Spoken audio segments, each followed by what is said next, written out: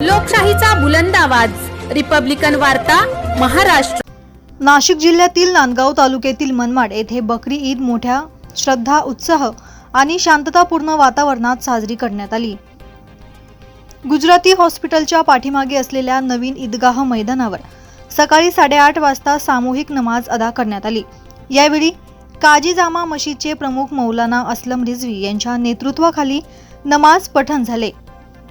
देशात शांती, एकता आणि बंधुभाव नांदावा यासाठी मौलाना रिजवी यांनी विशेष दुआ केली।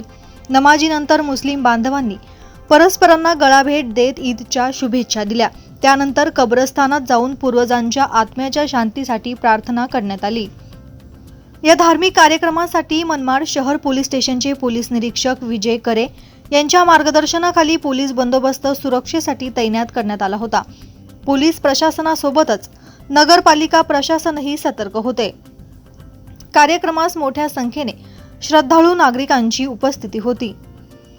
रिपब्लिकन वार्तासाठी नांदगाव प्रतिनिधी Muktaram Bagul, Nashik. Subscribe now and press the bell icon. Never miss an update.